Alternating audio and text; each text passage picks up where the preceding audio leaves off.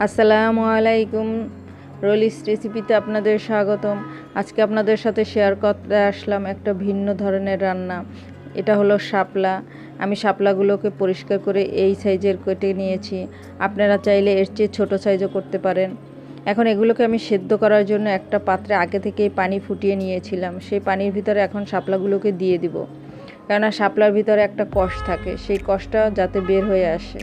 আর শাপলাটাও দেখা যাবে একদম নরম হয়ে আসছে।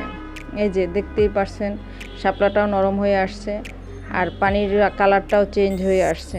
এখন আমি এই শাপলাটাকে ছেঁকে নিব, আর কি পানিটা ঝরিয়ে ফেলবো, পানি রাখবো না।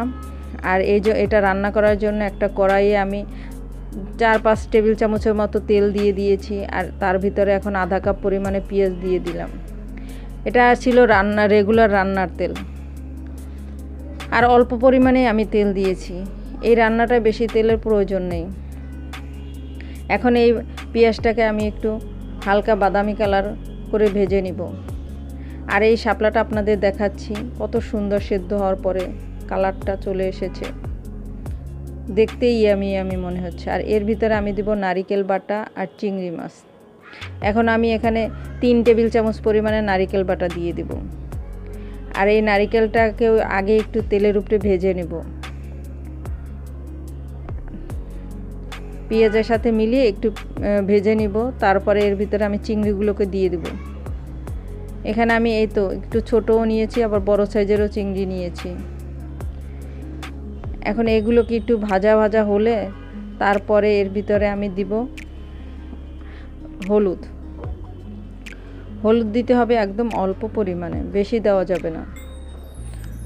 এখানে আমি হলুদটা দিয়েছি আধা চামচের মতো হবে, একদম অল্পই দিতে হবে হলুদটা, কেননা এই তরকারিটা হলুদটা এতটা লাগে না।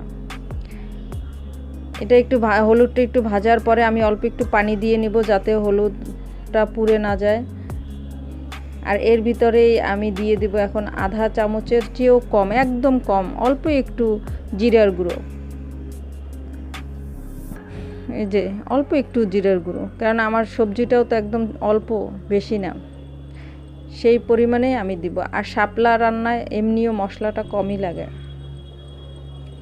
আর এখানে দিব আমি 1 চা চামচ পরিমাণে মরিচের গুঁড়ো, কারণ আমি একটু ঝাল বেশি খাই। আপনারা চাইলে কমও দিতে পারেন, কেননা অনেকেই ঝাল কম খায়, সেই জন্য। এখন এই মশলাটাকে আমি খুব ভালো করে কষিয়ে নেব, কারণ আমার এর সাথে নারিকেল আছে তো। আর এখানে আমি এখন অল্প পরিমাণেই লবণ দিয়ে দেব। লবণটা চাইলে পরে আবার দেওয়া যাবে, এই জন্য প্রথমে সবসময় আমি চেষ্টা করি অল্প পরিমাণে দেওয়ার, কেননা বেশি হয়ে গেলে তখন সমস্যা। আর এই রান্নাটা এতটা ইয়ামি, সাথে নারিকেল চিংড়ি, খুবই ইয়ামি। আমি জানি না আপনারা বাসায় ট্রাই করবেন কিনা, ট্রাই করতে পারেন।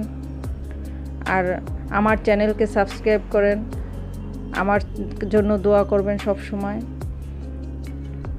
এই যে কষানো হয়ে গিয়েছে, আপনাদের সাথে বকবক করতে করতে এখন এর ভিতরে আমি পানি দিয়ে দেব। আমি এখানে একটা বড় কাপেরই প্রায় 1 কাপই পানি দিয়ে দিয়েছি। এখন এই ঝোলটা ফুটে উঠেছে, এখন আমি শাপলাগুলোকে দিয়ে দেব। শাপলাগুলোকে দেওয়ার পরে দেখা যাবে যে বেশি সময় লাগে না, কেননা শাপলাটা তো আগেই সিদ্ধ হয়ে গিয়েছে। আর এটা এমনি রান্না করতে কম সময় লাগে, বেশি সিদ্ধরও প্রয়োজন হয় না। এই যে আমি একটু লাড়াচাড়া দিয়ে দেব, উল্টিয়ে পাল্টিয়ে, অল্প একটু সময়ের ভিতরে হয়ে যাবে। ফাঁকে আমি লবণটা চেক করে নিয়েছি, হ্যাঁ আমার লবণটা একদম পারফেক্ট, আর প্রয়োজন নেই। এই তো একটু নাড়াচাড়া করব, শেষ আমার রান্না। খুবই মজাদার একটা খাবার, আর বেশি ঝোলও টানাবো না, ঝোলটা মাখা মাখা রাখবো। আপনারা অবশ্যই বাসায় একবার ট্রাই করবেন আমার রান্নাটা দেখে। তবে রান্নার পরিমাণ বুঝে মশলাটা সবসময় দেওয়ার চেষ্টা করবেন।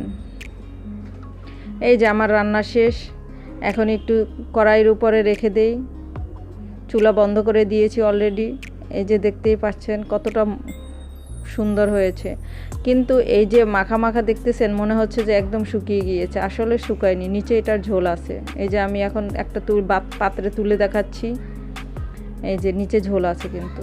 বাস তৈরি হয়ে গেল আমার মজাদার চিংড়ি শাপলা অথবা নারিকেলি শাপলা, যেটাই বলা যায়। খুবই ইয়ামি, এতটাই মজা লেগেছে যে এটা দিয়ে আমি ভাত শেষ করে ফেলেছি। যাক, আজকে এ পর্যন্তই। আসছি আবার পরবর্তীতে নতুন কোনো রান্না নিয়ে আপনাদের সাথে শেয়ার করতে। আমার জন্য দোয়া করবেন। আল্লাহ হাফেজ।